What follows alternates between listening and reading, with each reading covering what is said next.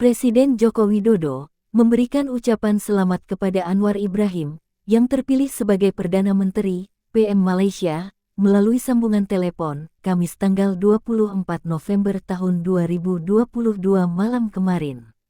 Atas nama pemerintah, atas nama seluruh rakyat Indonesia, saya ingin mengucapkan selamat atas terpilihnya Yang Mulia sebagai Perdana Menteri ke-10 Malaysia, kata Jokowi, dikutip dari siaran pers.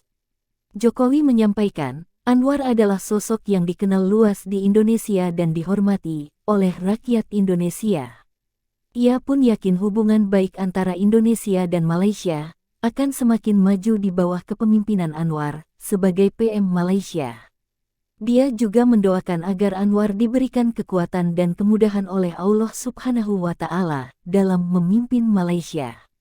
Sementara itu, Anwar mengucapkan terima kasih atas ucapan selamat dari Jokowi. Anwar mengungkapkan, Jokowi merupakan salah satu kepala negara yang pertama menghubunginya setelah terpilih jadi Perdana Menteri. Ini menunjukkan bahwa saya kekal sahabat sejati Indonesia, ujar Anwar. Ia pun berharap hubungan perdagangan, investasi, budaya, dan persahabatan Indonesia-Malaysia dapat terus ditingkatkan. Saya mengharapkan hubungan perdagangan atau bisnis, investasi, dan budaya, persahabatan, insya Allah, dapat kita tingkatkan, ucap Anwar.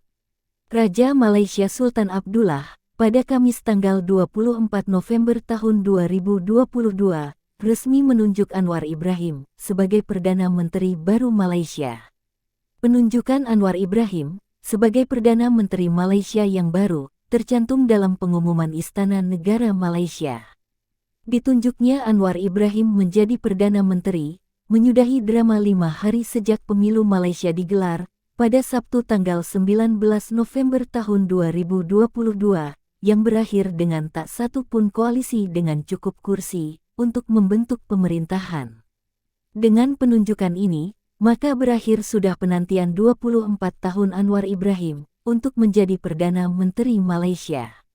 Anwar Ibrahim dipecat sebagai Wakil Perdana Menteri Malaysia oleh mentornya, yaitu mantan Perdana Menteri Mahathir Mohamad pada 1998, meski dia sudah ditunjuk sebagai calon suksesor.